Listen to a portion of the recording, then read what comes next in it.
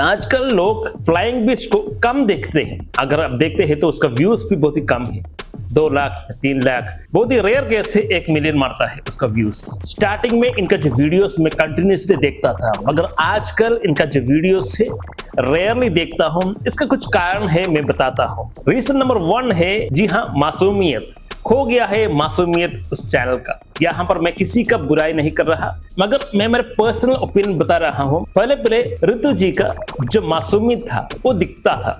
नए नए शादी हुआ था, बाद में बच्चा हुआ, इतना साल मासूमियत था, मतलब जो इनोसेंस था ये दिखता था उनका वीडियोस पर। उन दिनों पर मुझे पता नहीं था कि ये भी बिकता है, मतलब मासूमियत का भी वैल्यू है। यहाँ पर ये जो मासूमियत, इस पर भी एंटरटेनमेंट वैल्यू था। आज ऋतु जी मैच्योर हो चुके हैं।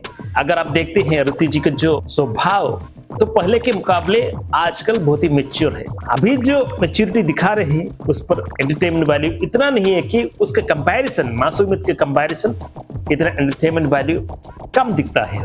उनका जो रीति रिवाज था, किस तरह से बातचीत करते हैं, कॉमेडी करते हैं, कभी कभी गौरव जी को भी चिढ़ाते हैं, तो इस तरह की जो चीजें हमें पसंद आता था। आजकल वो जो मासूमियत हटकर मैच्योर हो गए हैं। दूसरा पॉइंट है गौरव जी का जो डोमिनेटिंग माइंडसेट। उन दिनों पर आप देख सकते हैं गौरव भाई का ऋतु जी के ऊपर जो डोमिनेशन था, चाहे जो बोली थे गौरव जी के, डोमिनेशन दिखता था। जब से फ्लाइंग से निकाल दिया गया है, ये जो डोमिनेशन का जो चीज है ना, किसके ऊपर, ऋतु जी के ऊपर जो डोमिनेशन दिखता भी नहीं। तो पहले मैं सोचता था गौरव जी जो ऋतु जी को इतना डोमिनेट क्यों करते हैं, हमें पसंद नहीं आ रहा। मगर बाद में अभी पता चल रहा है कि उसका भी वैल्यू था। मतलब गौरव जी डोमिनेट करते थे, वो जो डोमिनेशन को ऋतु जी किस तरह से अच्छी तरह से मैनेज करते थे, ये देखने का एक चीज था। वो देखकर हमें भी सीख मिलता था, हाँ इस तरह से भी मैनेज किया जा सकता है।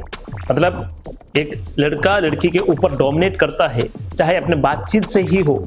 यहाँ पर गौरव जी उसे किस तरह से, वो जो लड़की यहाँ पर ऋतु जी किस तरह से उसे मैनेज करते हैं, वो बढ़िया एक एग्जाम्पल सेट कर रहा था हमारे लिए कि हाँ इस तरह से भी मैनेज किया जा सकता है। वैसे मुझे वो जो डोमिनेशन पसंद नहीं था, मगर उस पर एंटरटेनमेंट वैल्यू था। वो जो डोमिनेशन ट्राई कर रहे हैं फ्लाइंग बीस्ट अच्छा से अच्छा वीडियो निकालने के लिए, फिर भी मुझे उतना पसंद नहीं आ रहा है जितना पहले हुआ करता था। देखिए ये जो फ्लाइंग बीस्ट के पास ये जो फॉर्मूला था, मतलब जिस फॉर्मूले से जो फैमिली ऑडियंस को अट्रैक्ट कर रहे थे, उनको पता है वो आज रिप्रोड्यूस फ्लाइंग बीस्ट नहीं कर पा रहा है। मतलब जो टाइम है उसका वैल्यू है, यह है इसका पॉइंट। जिस टाइम पर एक व्यक्ति को जो एंटरटेनमेंट वैल्यू होता है वो बाद में जाके नहीं मिलता।